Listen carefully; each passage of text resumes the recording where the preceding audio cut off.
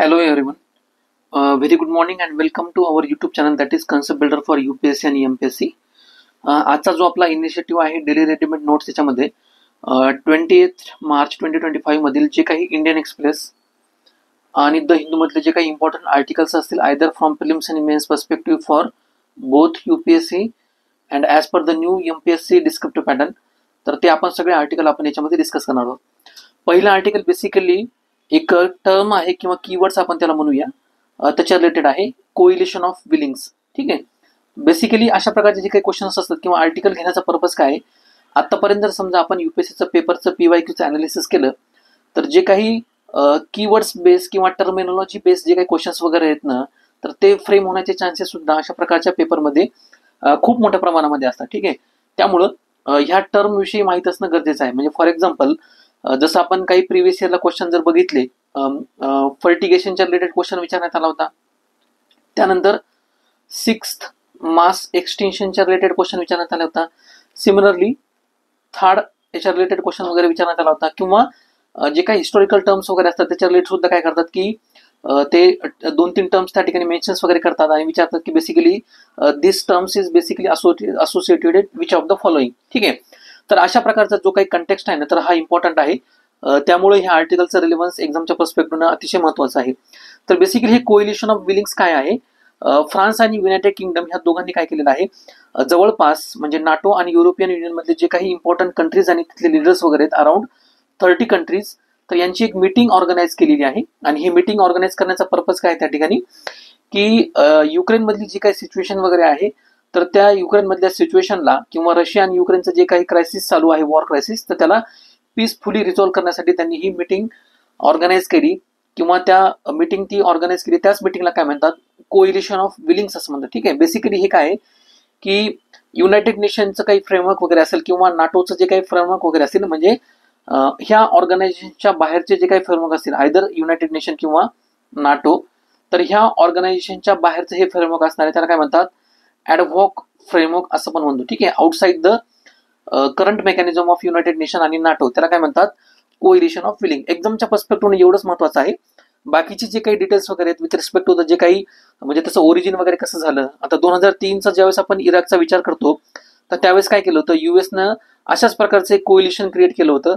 जे काही allied groups किंवा अलाइड कंट्रीज वगैरे तर त्यांचं with respect to invasion on Iraq. ठीक आहे. तर त्यालाच काय म्हणतात, कोइलिशन ऑफ विलिंग्स असं म्हणतात. म्हणजे एखाद्या गोष्टीसाठी मेंबर कंट्रीजना त्या ठिकाणी जमा होणं, त्यालाच काय म्हणतात, कोइलिशन ऑफ विलिंग असं म्हणतात. त्यानंतर आर्टिकलमध्ये एक इम्पॉर्टंट रिजन त्या ठिकाणी मेन्शन्स करण्यात आलेलं आहे. त्या रिजनचं नाव आहे द रिजन ऑफ खारसेन. ठीक आहे. तर इथं तुम्ही मॅपमध्ये त्या ठिकाणी क्लिअरली बघू शकता. तर बेसिकली हा जो रिजन आहे ना खारसेन, तर हा युक्रेनचा रिजन आहे. पण तुम्हाला इथं ब्राऊन कलरमध्ये जे काही मार्क केलेले जे रिजन्स दिसते ना, तर रशियानं त्याला काय केलेलं आहे, त्याच्यावर मिलिटरी कंट्रोल त्या ठिकाणी अचीव केलेला आहे. म्हणजे करंटली जर बघितलं तर हा जो रिजन आहे, रिजन ऑफ खारसेन, तर हा रशियाच्या मिलिटरी कंट्रोलच्या आतमध्ये हा रिजन होतो. ठीक आहे. मॅपच्या पर्स्पेक्टिव्ह सुद्धा एक इम्पॉर्टंट क्वेश्चन आहे. ज्यावेळेस मॅप बेस्ड क्वेश्चन विचारले जातात एक्झामिनेशनमध्ये, तर अशा प्रकारचे रिजन विचार जाण्याची शक्यता वगैरे आहे. ठीक आहे. त्यानंतर जे काही एक्झामच्या पर्स्पेक्टिव्हनं क्वेश्चन विचार जाण्याची शक्यता आहे आयदर फिल्मच्या पर्स्पेक्टिव्हनं, तर 2 क्वेश्चन या ठिकाणी विचार जाण्याची शक्यता आहे. एक तर म्हणजे काय की हा जो टर्म इम्पॉर्टंट आहे ना, कोइलिशन ऑफ विलिंग, तर बेसिकली काय त्याच्या रिलेटेड स्टेटमेंट त्या ठिकाणी प्रोव्हाइड करतील की बेसिकली एक तर त्याचे डेफिनेशन प्रोव्हाइड केलं जाईल की हे कशासाठी आहे, किंवा असं विचार जाण्याची शक्यता आहे करंटलं जे युनायटेड नेशन किंवा नाटोचं जे मेकॅनिझम आहे, तर त्याच मेकॅनिझमच्या आतमध्ये हे कोइलिशन ऑफ विलिंग नावाचं सुद्धा मेकॅनिझम त्या ठिकाणी येतं. ठीक आहे. तर हे जे स्टेटमेंट आहे ना, तर हे चुकीचं आहे. कारण आताच आपण बघितलं युनायटेड नेशन किंवा नाटो किंवा अशाच प्रकारचे जे काही ऑर्गनायझेशन वगैरे, तर त्याच्या बाहेरचं हे मेकॅनिझम आहे, त्याला काय म्हणतात, कोइलिशन ऑफ विलिंग असं म्हणतात. सिमिलरली हा जो रिजन आहे, रिजन ऑफ खारसेन, हा सुद्धा विचार जाण्याची शक्यता आहे की रिसेंटली हे प्लेसेस न्यूजमध्ये होतं, तर हे कोणत्या रिजनची असोसिएटेड वगैरे आहे, तर अशा पद्धतीने सुद्धा क्वेश्चन विचारला जाऊ शकतो. ठीक आहे. त्यानंतर आपला नेक्स्ट क्वेश्चन आहे. तर बेसिकली ह्या क्वेश्चनचा जर आपण बघितलं एक्झामच्या पर्स्पेक्टिव्हनं, तर प्रिव्हिलेज मोशन म्हणजे काय, तर हे आपल्याला इम्पॉर्टंट आहे. ठीक आहे. ज्यावेळेस आपण पॉलिटीमध्ये कनेक्ट करतो त्यावेळेस आपल्याला पार्लमेंटमध्ये जे काही डिफरंट मोशन्स वगैरे असतात, क्लोजर मोशन म्हणा किंवा सेन्स्युअर मोशन म्हणा किंवा प्रिव्हिलेज मोशन, तर त्यामध्येच एक जे प्रिव्हिलेज मोशन असतं ना, तर ते आपल्याला बघायचं आहे. याचा कंटेक्स्ट काय आहे की रिसेंटली आपण आता बघितलं होतं स्टँडअप कॉमेडियन कुणाल कामरा यांनी काय केलं होतं, महाराष्ट्राचे जे काही डेप्युटी चीफ मिनिस्टर आहेत एकनाथ शिंदे, तर यांच्या रिलेटेड इन्सल्टिंग व्हिडिओज क्रिएट केला होता. तर त्याच्या कंटेक्समध्ये आहे. आणि जे महाराष्ट्राच्या स्टेट असेंब्लीमध्ये MLAs आहेत तर त्यांनी काय केलं, प्रपोज केलेलं आहे कुणाल कामराच्या अगेन्स्टमध्ये प्रिव्हिलेज मोशन असेंब्लीमध्ये रन करण्यासाठी त्यांनी प्रपोज केलेलं आहे. एक्झामच्या पर्स्पेक्टिव्ह आपल्यासाठी महत्वाचं काय की बेसिकली हे प्रिव्हिलेज मोशन्स काय असतात. ठीक आहे, प्रिव्हिलेज या शब्दाचा अर्थ जर बघितलं, समजा मराठीमध्ये त्याचं जर लिटरल मिनिंग आपण जर जाणून घ्यायचं म्हणलं तर हे एक प्रकारचे विशेष अधिकार असतात. ठीक आहे, आणि हे विशेष अधिकार त्यालाच काय म्हणतो आपण, स्पेशल राईट किंवा इम्युनिटीज. तर ह्या जे स्पेशल राईट्स किंवा इम्युनिटीज किंवा विशेष अधिकार हे कोणाला प्रोव्हाइड केले असतात, जे कोणी असेंब्लीमध्ये म्हणा किंवा काउन्सिलमधले जे कोणी MLA वगैरे असतात ना, तर त्यांना प्रोव्हाइड केले असतात. आता हे प्रोव्हाइड करण्याचं कारण काय की त्यांना फ्रीडम ऑफ स्पीच प्रोव्हाइड करणं, म्हणजे त्यांचं जे वर्क आहे MLAचं ते इफेक्टिव्हली कॅरीड आउट करण्यासाठी तर ते काय केले जातात, म्हणजे हे कॉन्स्टिट्यूशन मध्येच प्रोव्हिजन केलेलं आहे की त्यांना ते अशा प्रकारचे विशेष अधिकार प्रोव्हाइड केले जातात. तर हे विशेष अधिकार कशा पद्धतीचे असतात की फॉर एक्झाम्पल काय की फ्रीडम ऑफ स्पीच असेल, म्हणजे हाऊसमध्ये ज्यावेळेस एखादा MLA बोलतो किंवा मंत्री वगैरे बोलतो तर त्याला पूर्ण बोलण्याचं स्वातंत्र्य असलं पाहिजे, म्हणजे त्याच्या बोलण्याला कसलीच भीती नसली पाहिजे. ठीक आहे, त्यानंतर protection from the legal action for the statement made in the house, म्हणजे जे काही स्टेटमेंट्स वगैरे एखादा मंत्री किंवा MLA बोलल तर त्याच्या रिलेटेड त्यांना लिगल इम्युनिटी सुद्धा त्या ठिकाणी प्राप्त होते. तर बेसिकली हे विशेष अधिकार जे असतात ना ते अशा पद्धतीचे असतात. ठीक आहे, त्यानंतर ह्याच्यामध्ये आणखी काही राईट सुद्धा इन्क्लूड होतात विथ रिस्पेक्ट टू द जे काही MLAs किंवा MLA असतात ना त्यांना. तर याच्यामध्ये काय असतं माहितीये का, जे काही कोर्ट्समध्ये ना तर त्यांना लायबिलिटीला त्यांना सू करू शकत नाही, म्हणजे they are non liable in the court. म्हणजे काय की त्यांना लिगल प्रोसिडिंग्स जे असतात ना कोर्ट्सच्या, तर त्याच्यापासून त्यांना प्रोटेक्शन प्रोव्हाइड केलेलं असतं. ठीक आहे, आणि बाकीच्या ज्या काही दुसऱ्या इंटरनल प्रोसिडिंग्स वगैरे असतात तर त्याच्या अगेन्स्ट सुद्धा त्यांना काय केलं असतं, MLAsला प्रोटेक्शन प्रोव्हाइड केलेलं असतं. तर बेसिकली हे जे प्रोटेक्शन्स असतात किंवा हे जे विशेष अधिकार किंवा जे प्रिव्हिलेज दिलेले असतात हे कशासाठी दिलेले असतात, कारण त्यांनी त्यांच्या ज्या काही ड्युटीज वगैरे आहेत मेंबर ऑफ लेजिस्लेटिव्ह असेंब्लीच्या म्हणा किंवा ॲज अ मंत्री म्हणून, ठीक आहे, तर त्यांनी त्या इफेक्टिव्हली त्या पार पाडाव्या त्यासाठी त्यांना काय करण्यात आलेले हे प्रिव्हिलेज मोशन्स दिलेले असतात. कॉन्स्टिट्युशनल प्रोव्हिजन जर आपण बघितले तर याच्यामध्ये 2 आर्टिकल इम्पॉर्टंट आहेत. एक तर article 105 these are related to the parliament आणि similarly article 194 these are related to the state legislature. ठीक आहे, तर बेसिकली आर्टिकल 105 हे जे असतं ना हे privilege motion with respect to the member of parliament याला गव्हर्न करतं.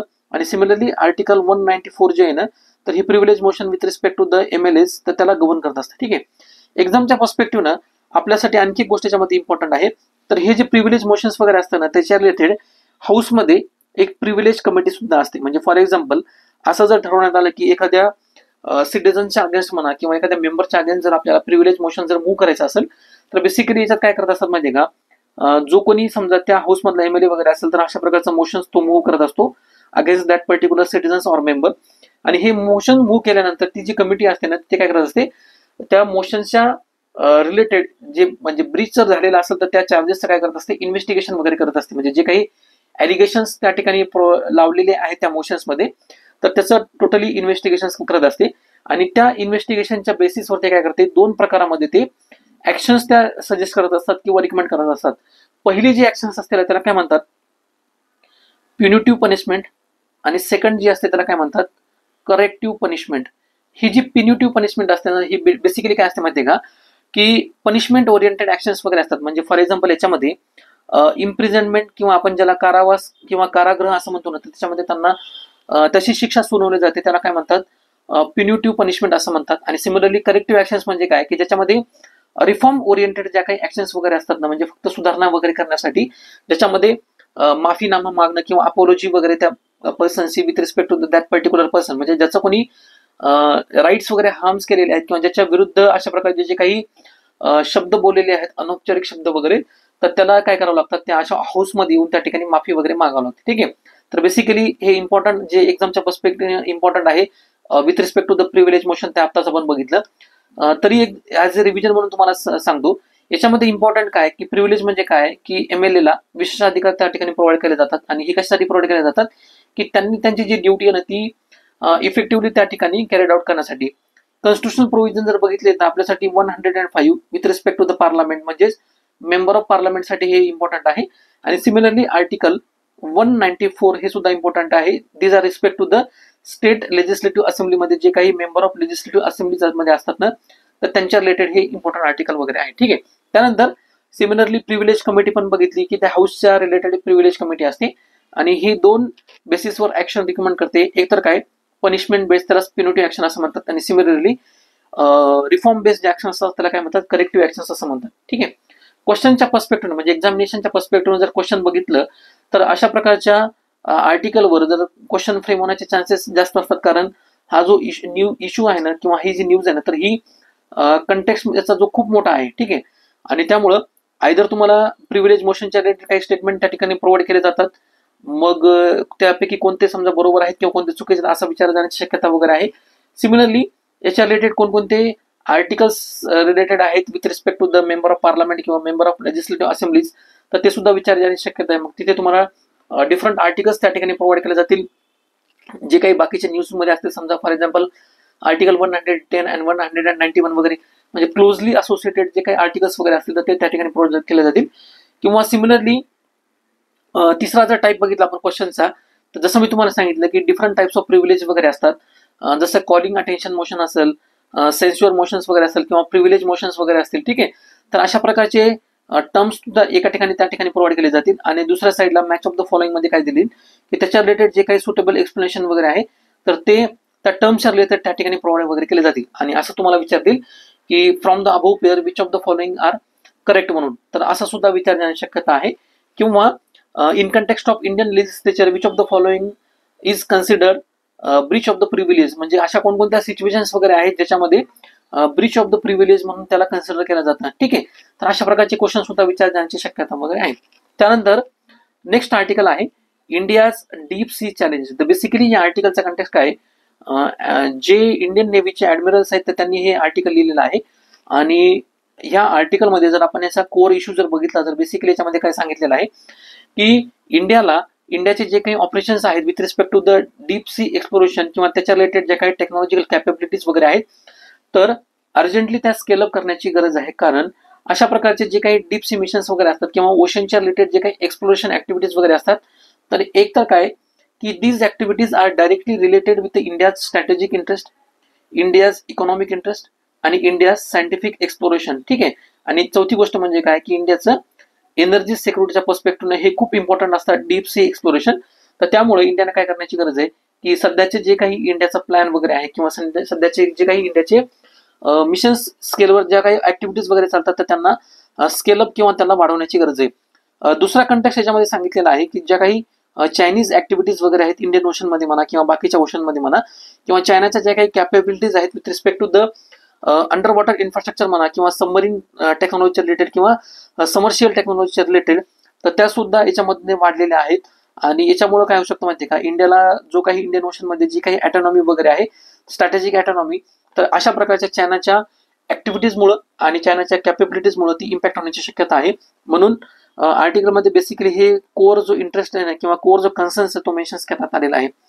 आर्टिकलमध्ये इम्पॉर्टंट डायमेन्शन्स त्या ठिकाणी प्रेझेंट करण्यात आलेले आहेत. एक तर जसं मी तुम्हाला सांगितलं स्ट्रॅटेजिक ज्या पर्स्पेक्टिव्हनं इंडियन ओशनचं एक्सप्लोरेशन करणं किंवा डीप सी एक्सप्लोरेशन करणं हे प्राईम इम्पॉर्टन्स आहे किंवा इंडियाला त्या ऍक्टिव्हिटी करण्याची गरज आहे. कारण जसं डिफरंट थिएटर्स ऑफ जिओपॉलिटिकल कंटेंटेशन असतात, म्हणजे आपण काय म्हणतो त्याला माहिती का की डिफरंट थिएटर्स ऑफ वॉर जसं म्हणतो ना की फॉर एक्झाम्पल मिलिटरीच्या रिलेटेड वॉर्स वगैरे असतील किंवा स्पेसच्या रिलेटेड वॉर वगैरे असतील किंवा सायबर सिक्युरिटीच्या रिलेटेड जे काही नवीन थिएटर्स ऑफ वॉर आता हे जे क्रिएट झालेले आहेत.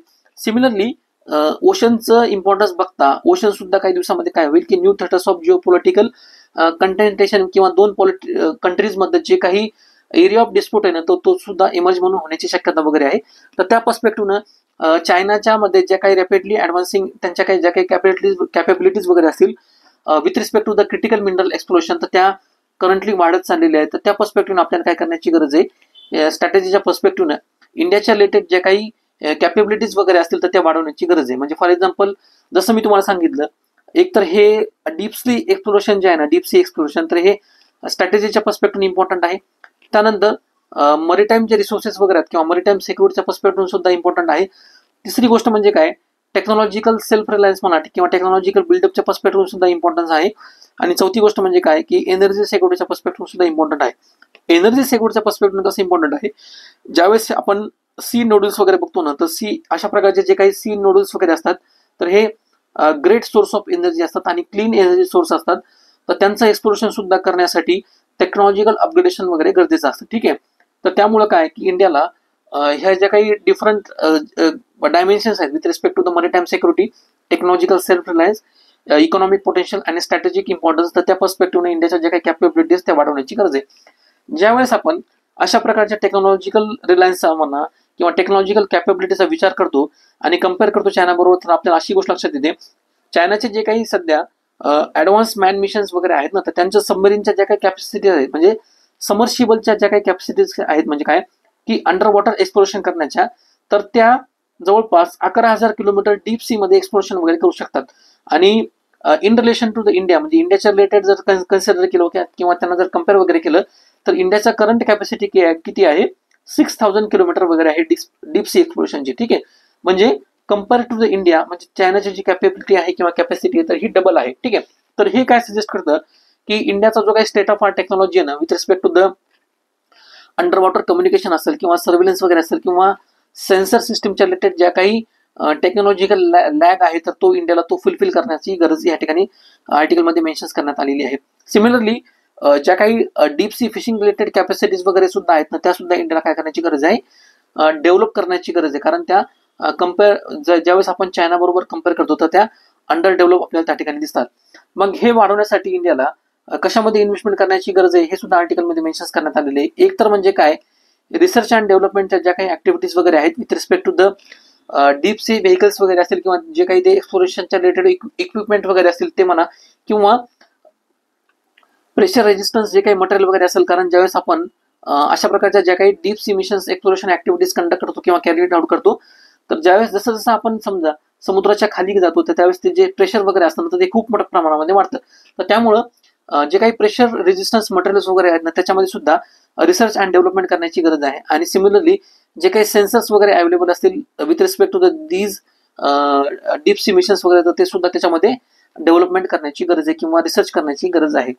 त्यानंतर जे काही स्किल वर्कफोर्स वगैरे असतील किंवा इन्स्टिट्यूशनल कॅपेबिलिटीज असतील, म्हणजे फॉर एक्झाम्पल काय national institute of ocean technologies म्हणा किंवा मिनिस्ट्री ऑफ अर्थ सायन्सच्या रिलेटेड जे काही मॅन पॉवर असोसिएटेड वगैरे आहे, तर अशा प्रकारच्या मॅन पॉवरचं स्किलिंग सुद्धा करणं गरजेचं आहे. किंवा ज्या काही इन्स्टिट्यूट ह्या डीप सी मिशन मध्ये इन्व्हॉल्व्ह आहेत तर त्यांच्या कॅपेबिलिटी सुद्धा त्या ठिकाणी रेज करणं गरजेचं आहे. सिमिलरली डिफरंट टेक्नॉलॉजीज वगैरे असतील तर त्याच्या रिलेटेड ज्या काही टेक्नॉलॉजीज वगैरे असतील तर त्या technology as a dual use technology म्हणून सुद्धा त्या यूज करणं किंवा डेव्हलप करणं गरजेचं आहे. म्हणजे फॉर एक्झाम्पल ड्युअल यूज म्हणजे काय, सिमिलरली ज्यावेळेस आपण डीप सी एक्सप्लोरेशनचे मिशन्स वगैरे करतो तर त्या मिशन बरोबर जे काही प्रॉपर कम्युनिकेशन रिलेटेड ज्या काही गोष्टी वगैरे असतील एक तर ते, आणि दुसरी गोष्ट म्हणजे काय, ॲडव्हर्सरीजला म्हणजे प्रोटेक्ट करण्यासाठी किंवा त्यांना त्याच्यापासून प्रोटेक्शन करण्यासाठी, तर त्या दोन्ही बेसिसवर टेक्नॉलॉजिकल डेव्हलपमेंट करण्याची गरज आहे. त्यालाच काय म्हणतात, ड्युअल यूज टेक्नॉलॉजी वगैरे असं म्हणतात. ह्या पर्स्पेक्टिव्हनं आर्टिकलमध्ये गव्हर्नमेंटचे जे काही डिफरंट मिशन्स वगैरे आहेत, म्हणजे आतापर्यंत गव्हर्नमेंटनं किंवा मिनिस्ट्री ऑफ अर्थ सायन्सनं जे काही डिफरंट मिशन्स कॅरी आउट केलेले आहेत, फॉर एक्झाम्पल मत्स्य 600 असेल, मत्स्य 600, तर बेसिकली मत्स्य 600 काय आहे की हे डीप सी समर्शिबल डेव्हलपमेंट आहे. ज्याच्यामध्ये काय केलं जातं, डीप ओशनच्या रिलेटेड जे काही मिशन्स वगैरे असतील with respect to the research related activity असतील किंवा एक्सप्लोरेशन रिलेटेड ज्या काही ऍक्टिव्हिटीज वगैरे असतील किंवा सर्व्हिलन्स रिलेटेड ऍक्टिव्हिटी असतील 6,000 किलोमीटर पर्यंत, तर त्या काय केल्या जातात त्याच्यामध्ये मत्स्य 6,000 मध्ये कॅरी आउट केल्या जातात.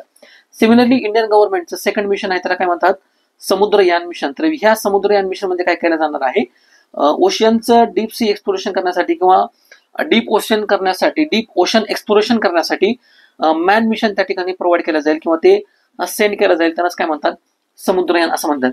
आतापर्यंत आर्टिकलमध्ये जे काही डिफरंट चॅलेंजेस वगैरे आपण एक्सप्लोर केलेले आहेत किंवा त्याचा जो सिग्निफिकन्स आपण स्टडी केलेला आहे आयदर फ्रॉम स्ट्रॅटेजिक, मरीटाईम, त्यानंतर टेक्नॉलॉजिकल आणि इकॉनॉमिकच्या पर्स्पेक्टिव्हनं, तर इंडियाला कोणत्या फ्रंटवर त्या ठिकाणी ज्या कॅपॅसिटीज आहेत त्या डेव्हलप करण्याची गरज आहे, तर हे सुद्धा आर्टिकलमध्ये मेन्शन करण्यात आलेलं आहे. एक पहिली गोष्ट म्हणजे काय की इंडियाच्या रिलेटेड जे काही डीप सी रिलेटेड डोमेन वगैरे असेल ना, तर त्याला क्रिटिकल पर्स्पेक्टिव्हनं बघण्याची गरज आहे. म्हणजे त्याला फक्त एक सिंगल इश्यू न बघता जे काही डिफरंट त्याच्यामध्ये ऍडव्हान्टेज वगैरे, म्हणजे for example from national security perspective, त्यानंतर ब्ल्यू इकॉनॉमीच्या पर्स्पेक्टिव्हनं, आणि तिसरी गोष्ट म्हणजे काय की क्लायमेट आणि डिझास्टर रिलेटेड ज्या काही रिसर्च रिलेटेड ज्या काही ऍक्टिव्हिटीज वगैरे असतील तर त्या पर्स्पेक्टिव्ह सुद्धा इंडियाचे जे काही फ्युचर मिशन्स वगैरे असतील तर त्याला अशा पद्धतीने बघण्याची गरज आहे, किंवा त्या पद्धतीने त्याच्यामध्ये रिसर्च अँड डेव्हलपमेंट करण्याची गरज आहे. हे आर्टिकलमध्ये वे फॉरवर्ड प्रेझेंट करण्यात आलेलं आहे.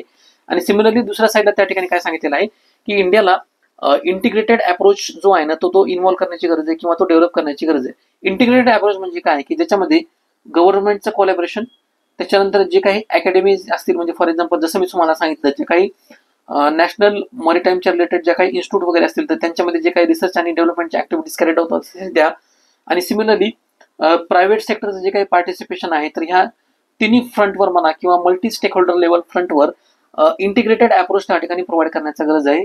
आणि सिमिलरली शॉर्ट टर्मवर फोकस न करता इंडियाच्या जे काही ऍक्टिव्हिटीज असतील तर ह्या लॉंग टर्मवर फोकस करण्याची गरज आहे. ठीक आहे, तर बेसिकली आर्टिकलमध्ये हे डिफरंट डायमेन्शन्स या ठिकाणी मेन्शन करण्यात आलेले आहेत.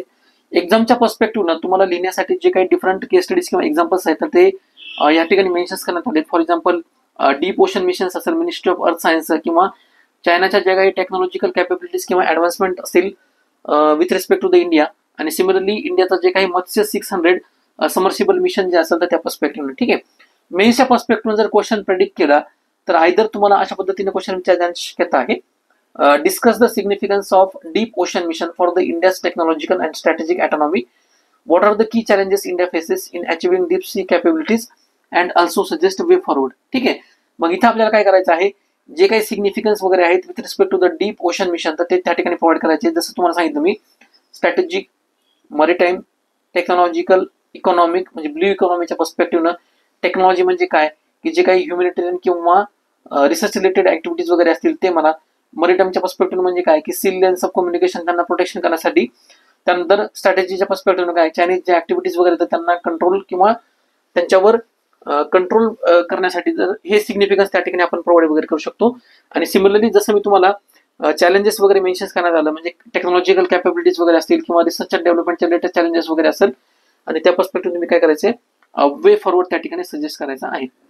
त्यानंतर नेक्स्ट आपलं आर्टिकल आहे. बेसिकली ह्या आर्टिकलचं जर आपण कोर इश्यू बघितलं तर याच्यामध्ये इंडिया आणि युएसच्या रिलेटेड ज्या काही डिफेन्स टाईज आहेत ना, डिफेन्स टाईज म्हणजे आर्टिकल जर हेडिंग जर रीड केलं तर आपल्याला असं कळतं, US defence ties, India need to keep its eye open. तर आर्टिकलमध्ये एक कॉशियस अप्रोच प्रोव्हाइड करण्यात आलेला आहे. इंडियाचं जे काही ओव्हर डिपेंडन्स आहे with respect to the over dependence on US with respect to the defence ties तर ह्या कमी करण्याची गरज आहे. आणि इंडियाला स्वतःच्या जे काही कॅपेबिलिटीज वगैरे असतील किंवा इंडिजनायझेशन ऑफ टेक्नॉलॉजीज वगैरे असेल तर हे स्वतःला आत्मनिर्भर डिफेन्स टाईज मध्ये बनण्याची गरज वगैरे आहे. तर त्या पर्स्पेक्टिव्ह आर्टिकलमध्ये डायमेन्शन्स मेन्शन करण्यात आलेले आहेत. याचं जर बॅकग्राऊंड किंवा कंटेक्स्ट जर आपण अंडरस्टँड केला तर आपल्याला असं लक्षात येतं, एक इन्स्टिट्यूट आहे सिप्री नावाची. तर बेसिकली हे काय करत असते माहितीये का, जे काही वर्ल्ड मधल्या जे काही प्रॉमिनंट कंट्रीज वगैरे आहेत तर त्याच्या रिलेटेड जे काही डिफेन्स म्हणा किंवा मिलिटरीच्या रिलेटेड जे काही इक्विपमेंट वगैरे असतील, आर्म्स वगैरे असतील तर त्यांचा जो काही इम्पोर्ट आणि एक्सपोर्टच्या रिलेटेड जो डाटा आहे ना तर ही इन्स्टिट्यूट पब्लिश करत असते. ठीक आहे, तर ह्या इन्स्टिट्यूटच्या रिपोर्टच्या अकॉर्डिंगली 2020 आणि 2024 जर आपण डेटा कन्सिडर केला with respect to the India तर India is one of the second largest importer of arms. ठीक आहे, जगामध्ये जर सगळ्या कंट्रीजचा आपण जर कन्सिडर केलं तर भारताचा दुसऱ्या क्रमांकाचा नंबर लागतो सगळ्यात जास्त आर्म इम्पोर्ट करण्यामध्ये. ठीक आहे, तर बेसिकली हे जे आर्म इम्पोर्ट आहे ना तर हे काय सजेस्ट करतं किंवा काय हे शो करतं तर इंडियाचं जे काही डिफेन्स कॅपेबिलिटीज आहेत किंवा डिफेन्स ऑटोनॉमी जी आहे ना तर ही दुसऱ्या कंट्रीजवर डिपेंड आहे. म्हणून अशा प्रकारचं जे काही डिपेंडन्सी समजा for example defence related dependence दुसऱ्या कंट्रीवर असतो ना तर स्वतःच्या ज्या काही कॅपेबिलिटीज असतात किंवा स्ट्रॅटेजिक ऑटोनॉमी जी असते ना तर याच्यामुळे काय होत असते, हॅम्पर होत असते. म्हणून आर्टिकलमध्ये बेसिकली काय सांगितलेलं आहे की इंडियाचं जे काही फॉरेन कंट्रीजवर particularly with respect to the US त्यांचं जे काही डिपेंडन्स आहे with respect to the modern fighter aircraft वगैरे असतील म्हणजे तेजससाठी लागणारे जे काही इक्विपमेंट वगैरे असतील किंवा ऍडव्हान्स आणि मीडियम कॉम्पॅक्ट एअरक्राफ्ट डेव्हलप करण्यासाठी तिथे जे लागणारे जे काही इक्विपमेंट वगैरे असतील तर त्याचा जो ओव्हर रिलायन्स आहे ना तर आपण कशावरनं इम्पोर्ट करतो तर पर्टिक्युलरली पण आपण युएस कडनं ते इम्पोर्ट वगैरे करत असतो. तर बेसिकली हे काय सांगतं माहितीये का की युएसच्या कंपनीजवर आपला किती डिपेंडन्स आहे तर हे मेन्शन करतं. ज्यावेळेस आपण इंडिया आणि युएस डिफेन्स कॉपरेशन ज्यावेळेस आपण मेन्शन करतो तर इंडिया आणि युएस मध्ये डिफरंट डिफेन्सच्या रिलेटेड अग्रीमेंट फ्रेमवर्क त्या ठिकाणी झालेले आहेत. म्हणजे फॉर एक्झाम्पल काय की DTTI म्हणजेच defence technology and trade initiative हा एक इम्पॉर्टंट इनिशिएटिव्ह आहे.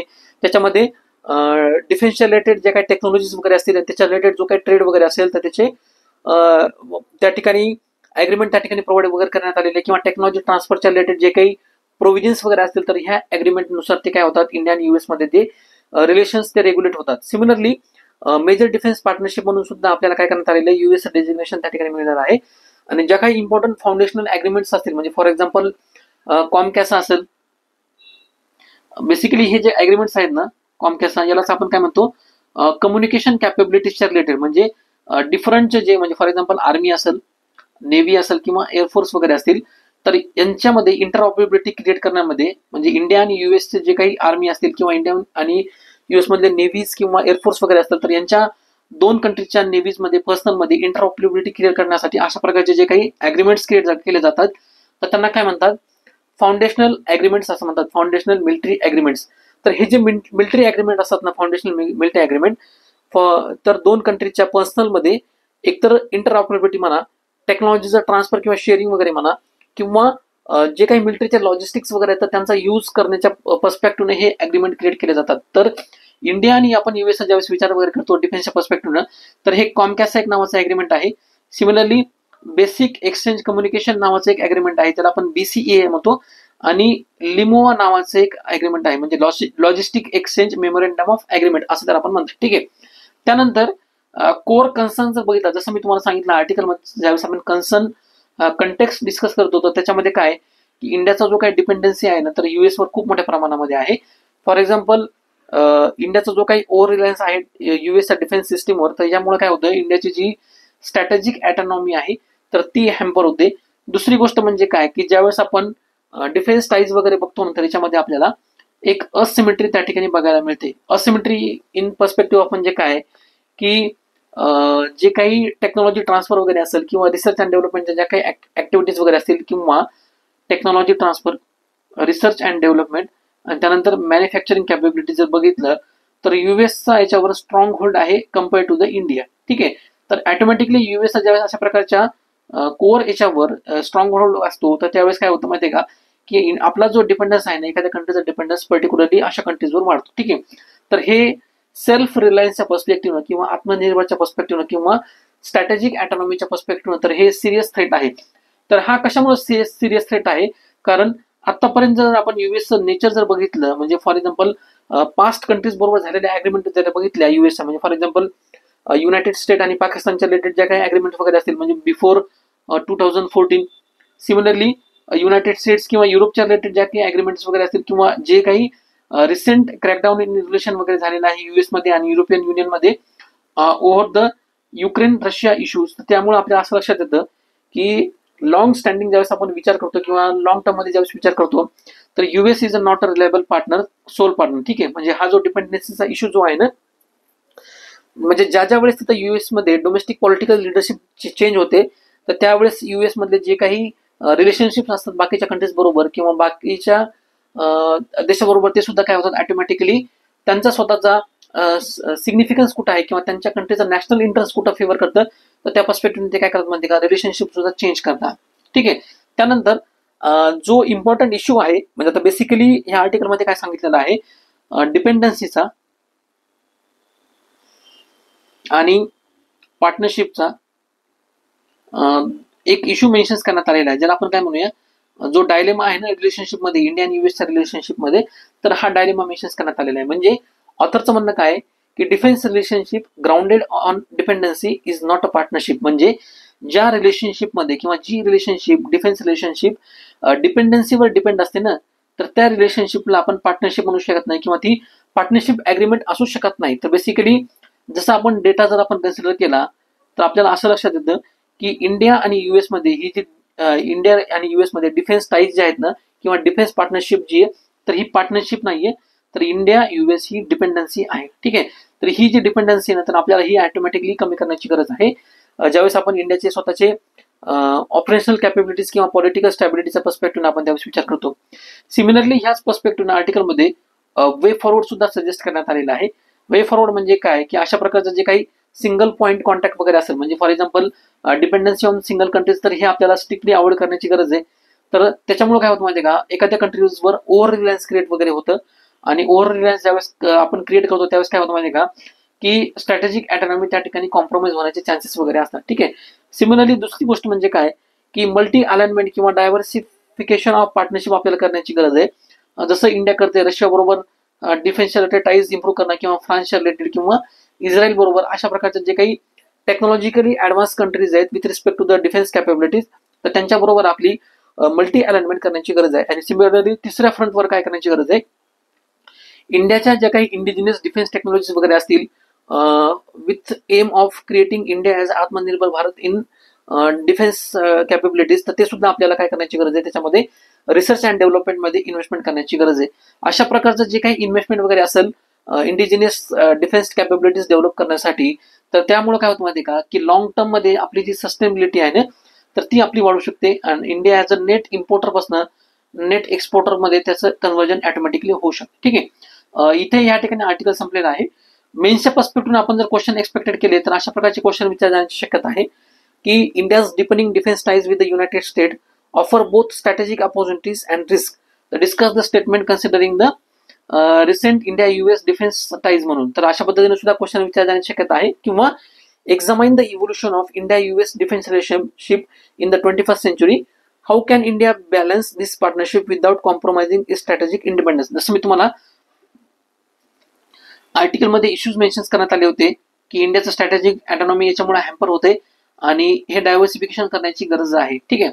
सिमिलरली आर्टिकलमध्ये वे फॉरवर्ड सुद्धा या ठिकाणी प्रेझेंट करण्यात आलेला आहे, आणि काही एक्झाम्पल्स आणि केस स्टडीज वगैरे तर ते सुद्धा त्या ठिकाणी प्रोव्हाइड करण्यात आलेले आहेत. अशा प्रकारचा जो डेटा आहे ना, फॉर एक्झाम्पल हा सिप्रीचा 2020 ते 2024 चा डेटा असेल, किंवा तेजस फायटर जेट प्रोग्रामच्या रिलेटेड जे काही आपण इम्पोर्ट वगैरे करतो सबसिस्टीम वगैरे US कडनं, किंवा कशा पद्धतीने आपलं रिलायन्स वगैरे त्या ठिकाणी आहे, किंवा डिफेन्स टेक्नॉलॉजी आणि ट्रेड इनिशिएटिव्ह इंडियाने कशा पद्धतीने इनिशिएटिव्ह वगैरे घेतले होते, इंडियाच्या जे काही कॅपेबिलिटीज वगैरे आहेत तर ते इम्प्रूव्ह वगैरे करण्यासाठी, तर ते सुद्धा याच्यामध्ये काय करण्यात आले, मेन्शन्स वगैरे करण्यात आलेले आहेत. इथे आपला आर्टिकल संपलेला आहे. तुम्हाला जर आपल्या आर्टिकलचा कंटेक्स्ट, त्याचा रिलेव्हन्स आणि त्याचं एक्सप्लेनेशन इन सिम्पल टर्म्स जर आवडला असेल तर आपल्या चॅनलला नक्कीच सबस्क्राईब करा, व्हिडिओजला लाईक करा आणि जास्तीत जास्त तुमच्या फ्रेंड्स बरोबर शेअर करा. ह्या आर्टिकलच्या आपण मराठी आणि इंग्लिश या दोन्ही लँग्वेजमध्ये त्या ठिकाणी PDFs आपण अवेलेबल करून देऊ. ह्या PDFs तुम्हाला आपल्या टेलिग्राम चॅनलवर मिळतील, आणि टेलिग्राम चॅनलची जी काही लिंक आहे तर तुम्हाला डिस्क्रिप्शन बॉक्समध्ये या ठिकाणी अवेलेबल होतील. टेलिग्राम चॅनलला सुद्धा नक्की जॉईन करा.